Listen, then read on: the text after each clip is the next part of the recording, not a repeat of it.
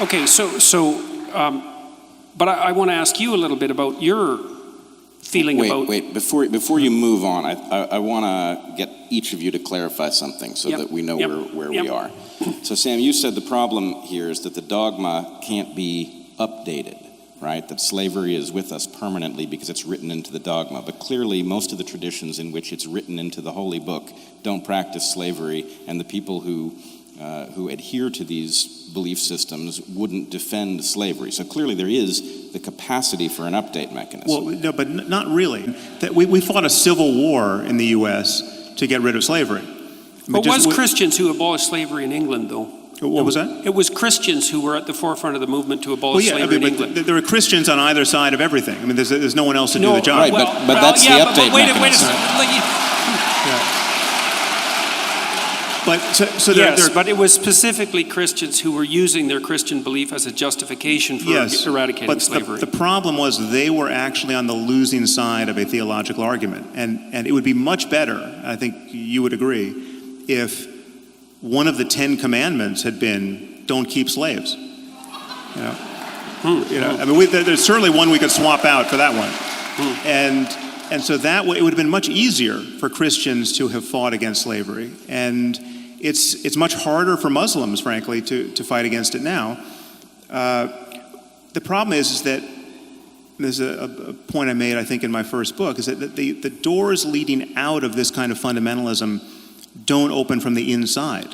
They get bashed open from the outside. And it's humanism and it's secularism and it's scientific rationality that has exerted such pressure, such winnowing pressure on Christianity, now for multiple centuries, that's why we're not encountering the Christians of the 14th century on a daily basis. I mean, we are essentially encountering Muslims of the 14th century, not only in the Middle East, but in our own societies. The fact that 0% of UK Muslims think homosexuality is acceptable. If you ask Muslims on the streets of London, is homosexuality morally acceptable? Apparently, you can find no one who says it is.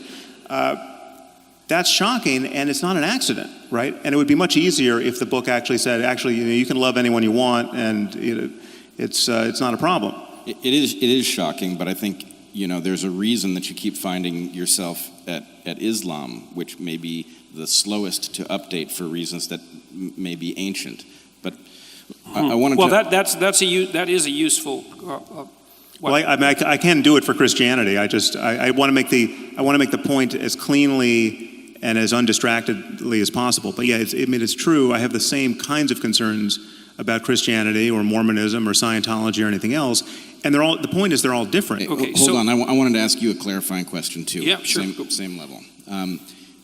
Would you agree that there are things written into these religious texts that are unambiguously unacceptable viewed through a modern lens, and not because the texts are so complicated that we have misunderstood something, but there are things that are just written in there that we now understand to be wrong?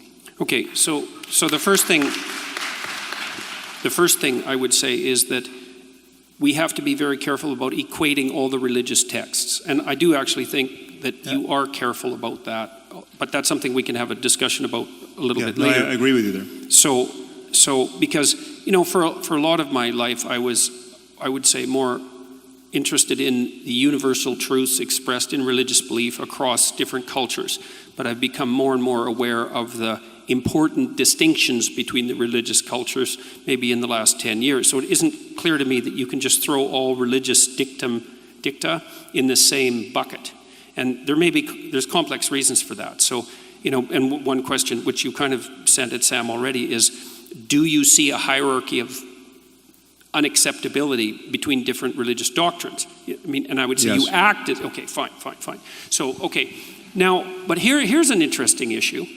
And I think we're starting to zero in on, we've covered what we agree on, a lot of it, but there's another thing. Answer Brett's question, because I think it was a good one. Sorry, I answered the first half of it, but the second part is, I think that this is where I'm going to sound like a postmodernist, which I really hate.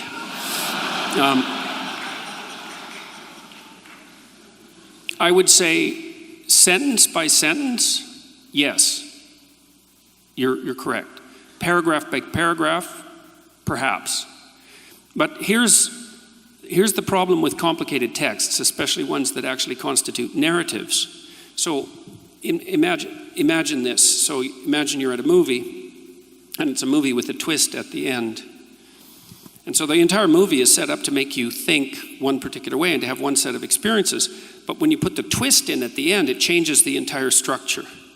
And so this is one of the complex problems that actually led to the rise of postmodern interpretations of literature, which is that if you take a complex narrative, there's a very large number of ways of interpreting it, and it isn't self-evident which of those are canonically correct. And we can deal with that horrible issue later, but it's a good objection, and it's true. And what it does is it makes these sorts of things quite complicated, because in the Bible is a series of books, and they had influence on one another, and they were sequenced with a very complex editorial process, and there's actually a developmental narrative that links all the chapters together.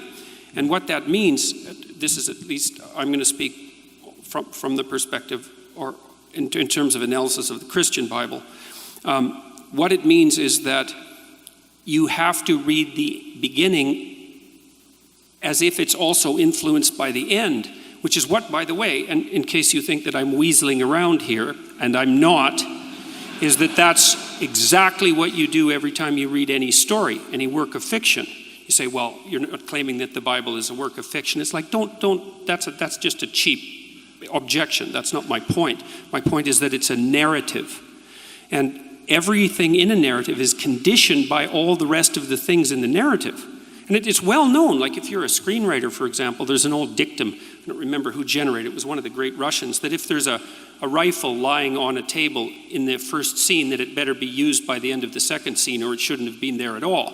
So there's this coherence. I'm looking for the rifle in your answer to this question, though, yeah, because I want it to be used.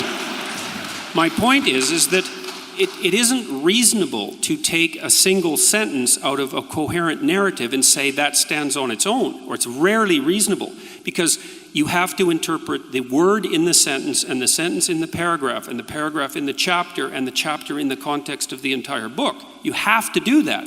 Now, you could object, and reasonably so, that there are some sentences that are so blatant that you can't use context to paraphrase them, let's say. But I think you also have to give the devil its due. The Christian Bible is a developmental narrative, and the beginning has to be read in light of the end. And is it a fact? Okay, well, so what does that do to Moses' laws of war? This is not a narrative. This is instructions about what to do when you invade a foreign land. If you intend to take over that land, you kill everybody. Right? There are other rules in there about killing husbands and taking the wives for yourself. Yeah, the Old Testament's a brutal document. Absolutely brutal. And so my point would be, I don't know that reading that portion in light of the end, even if you call the end the New Testament, I don't know that it changes Moses' laws of war and their acceptability